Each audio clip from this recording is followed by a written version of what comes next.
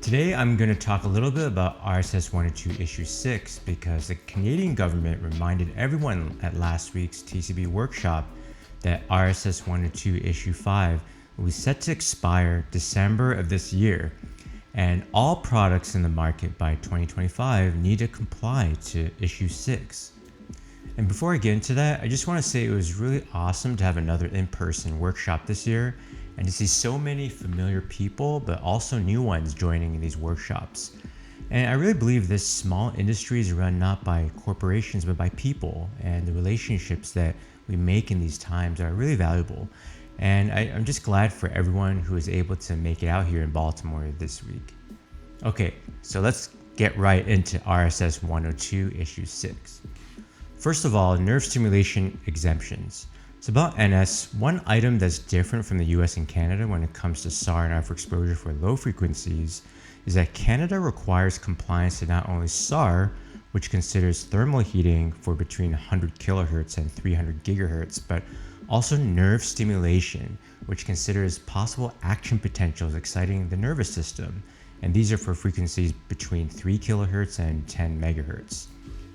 So the rules are stated in Health Canada Safety Code 6, saying clearly that both RF exposure limits are required to comply. That is tissue heating for SAR and nerve stimulation for NS. So Issue 6, Section 6.2, there are now NS exemption limits, which some manufacturers can try to use to show that the fields are not going to be harmful. But it's pretty difficult for things like wireless chargers to show compliance because there are a lot of restrictions like being a circle or a square, a diameter less than 10 centimeter, 0.15 millimeter separation distance, etc., as well as complying with equation 1 in the standard. So second is APD, or absorbed power density exemptions. So for now, APD mainly applies for RLAN or uniband 5 to 8 type devices, since SAR limits are defined only up to 6 gigahertz.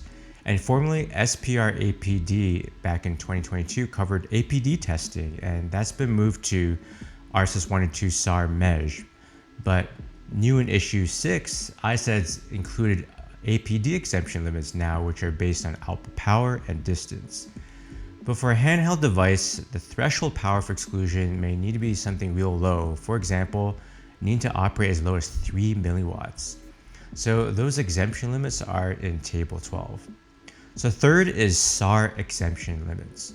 So while there were SAR exemption limits in the old RSS-102 Issue 5, these have changed in the new document.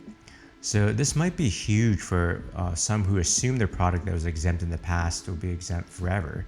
And that's not true. For example, at 300 megahertz, it used to be 71 milliwatts to be exempt, but now it's 45 milliwatts. At 2.5 gigahertz, it went down from 4 milliwatts to 3 milliwatts. And all these can be found in Table 11 in RSS-102 Issue 6. So a note for all these exemption limits, these are exemption limits from test only. So in all cases, the product has to comply with the Canadian limits, even if there's a test exemption. So fourth is for smartphones that are held to ear, especially if you have antennas at the bottom of the phone. So previously for held to ear conditions, you only had to worry about measuring the exposure to the head. And often head SAR for devices with antennas at the bottom, they can get pretty high because antennas at the bottom of the device are pretty far from the head. But the Canadian government has been warning the industry that they are concerned about hand exposure while the hand is handling the smartphone during a held to ear voice call. And this especially applies to devices that tune to higher power level during held to ear conditions. And some manufacturers may have to potentially cut back the power just so that hand limits here, while my hand's touching here, they're not exceeded while in a held to ear voice call.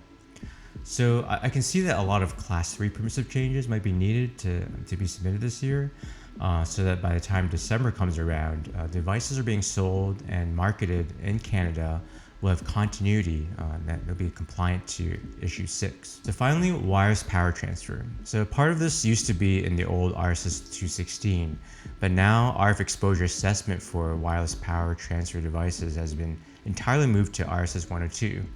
And I'm actually playing a video with our team at RF Safety Lab to talk a bit about that. So I'm pretty excited it's not just gonna be me on this channel very soon.